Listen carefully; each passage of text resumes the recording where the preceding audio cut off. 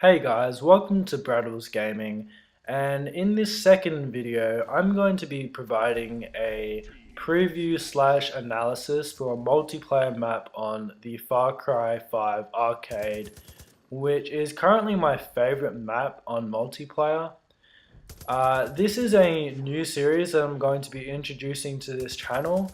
I know it's a bit odd that I'm introducing a new series to this channel in just the second video, but the difference between this video and my Tunnel Rats video is the Tunnel Rats video is an example of a video made when I make my own custom map.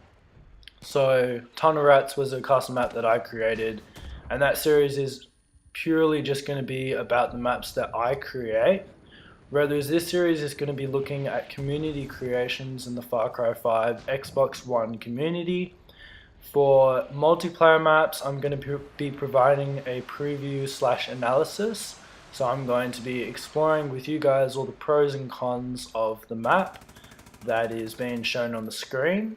And if it's a solo slash co-op map, I'll probably just do a live commentary of me playing that map, sort of my first experiences and opinions when I jump into one of those solo slash co-op game modes slash maps. There's a lot of slashes in this video, as you guys can probably tell. So this map is called Fort Wars Vietnam. It was created by XxAuS GhOsTxX, and this guy actually has a YouTube channel called Sam Plays. And I normally I watch his videos, and he also has an Xbox One club where we sort of play and test out his maps and also other people's maps who are part of the Sam Plays test team. But yeah, this map was created by him, and the first pro that I want to point out about this map is that it's a very visually stunning map. Sam has really taken the time to put in all the little objects and structures to really detail this map to perfection. And he's given it a nice little Vietnam theme. There's a lot of tropical plants such as coconut trees and banana leaves, and there's a nice little river that kind of reminds me a little bit of Call of Duty Black Ops 1, where you were on that boat traveling down that river. Obviously the scale was a lot smaller, but as we've come to expect with multiplayer maps in a Far Cry game, you've got to kind of make them small, because otherwise the whole flow of the game is going to be really slow, and it's going to be quite difficult to find someone to kill. In fact, the rate of kills per minute would be like 1 kill a minute, which is definitely not something you want in a multiplayer map. You kind of want it to have a fast-paced sort of effect to it. And that leads me on to my next point, that this map is very well set out. It is very well designed, and I'll tell you why. So there is two ways that you guys can get to the enemy team. That is either going down to the river and crossing the river, or you can take the cave system, which is to the right or left, depending on which side of the map you spawn on. So there's a nice little cave system which provides close range combat and a nice little flanking route, and then there's more directly going straight down to the river, which is obviously more open and vulnerable, but it's a much quicker way to get to the other side of the map. So it kind of gives you, as the player, a choice whether you take the direct approach or the stealthy approach. For me, I prefer the stealthy approach just because I like the idea of flanking my enemies and being able to get behind them more easily, rather than just heading straight into battle and maybe getting one kill but then getting myself killed as well. But as there's only two ways that you can get to the enemy team, I think this is really perfect, because as Sam describes in his YouTube video, he figured that if he had another lane way, if you will, it would kind of slow down the gameplay, and there would be a bigger spread of players across the map, meaning it wouldn't be as easy to find people to kill. So by having the two lanes, I really think that it makes the gameplay a lot faster. And yeah, it's very well designed that way. A few issues I'd say with this map is spawning can be a little bit of an issue. As I mentioned earlier, using the cave system to the left here on this spawn anyway, it is a really great way to flank your enemy, and if you can get into the other team's spawn, which is the respective forts or bunkers that you guys can see that are made out of the sandbags and the wood, if you guys can enter those and sort of camp in a corner, it's quite easy to spawn kill people. And because I've played this map several times, I kind of have a fair idea of where all the spawns are, so it's quite easy for me as someone who's played this map a few times to be able to easily spawn kill. And yes, I know spawn killing is a bit dirty, but sometimes you got to do it, and I'm sure a lot of people who have played other maps numerous times probably spawn kill on those maps as well. So it's kind of like a, you know, a fair sort of thing because, you know, everyone does it. As you guys can see, I'm sort of doing a bit of spawn killing here. Oh, yep, there we go. That was pretty funny. I don't think that guy was very satisfied with that. I'm pretty sure he probably just spawned in, and as he was picking his class, he was like, "Oh, what the heck? I'm dead already." So I'm sure that wasn't too much fun for him. But yeah, as I said, spawn killing can be a bit of an issue, but because both teams have the ability to do it, you know, someone from the other team could easily go to my spawn and spawn kill me. I feel that this kind of balances it out anyway, because both teams are able to spawn kill each other.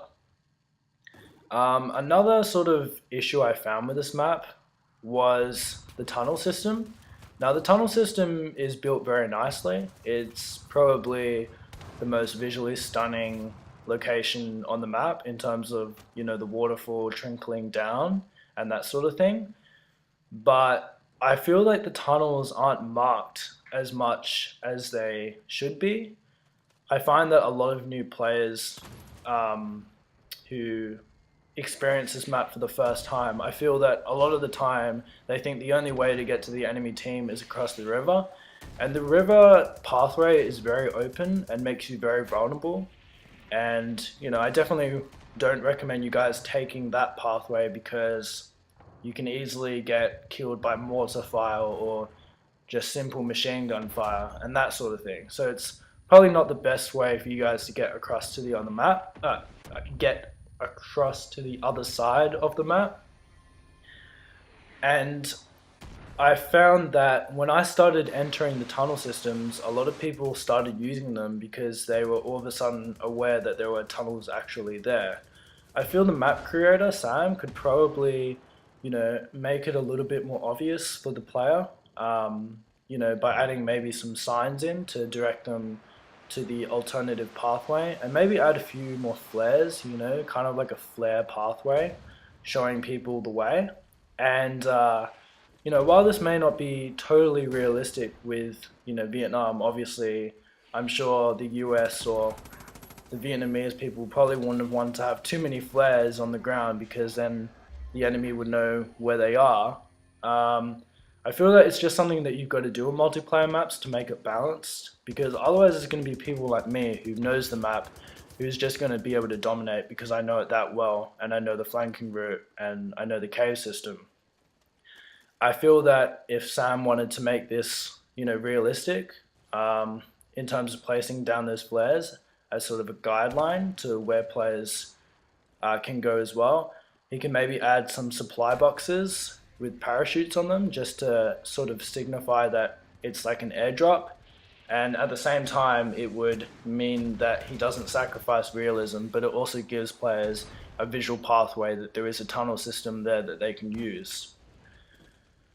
That is pretty much all I gathered from this map. There's not a whole lot more else to talk about. It's a really fun map. It's got really good game flow, and it's quite chaotic, but it's also not so chaotic that you're going to be killed as soon as you spawn. I also like the gun placements around the map. You know, he's put mortars and mounted guns in positions where they can be easily, where they're easily vulnerable to a player, but they're also very powerful, and you can get a few kills from them quite easily. But at the same time, because they're out in the open, and because everyone knows that you're firing one because it's pretty obvious, it kind of balances it out, because once you know someone's there, you can pretty much easily flank around and kill them because you know where they are. But at the same time, it really does provide a good option for you guys to use to gain an upper hand in terms of, if you want to get a few quick kills to allow your team to take the lead of the match. That is about all though. I think for the rest of the video, I'm going to leave you guys to watch the gameplay.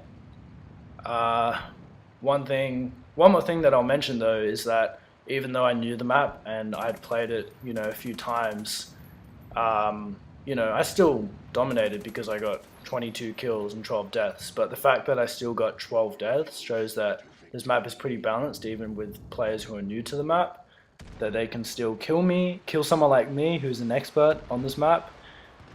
So yeah, if you guys are struggling for a map to play, oh, look at that! Look at that double grenade throw. I love that. I heard that there was gunfire coming from that direction, and I was like, you know what?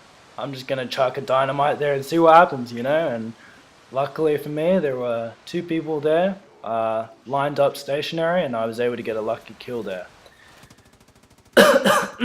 Sorry about that, guys. But I am going to be signing out now. This is Braddels Gaming. So yeah, have yourself a nice day, and I will see you guys in the next video, which will be another one of my custom multiplayer maps. See you guys then. You're close to victory.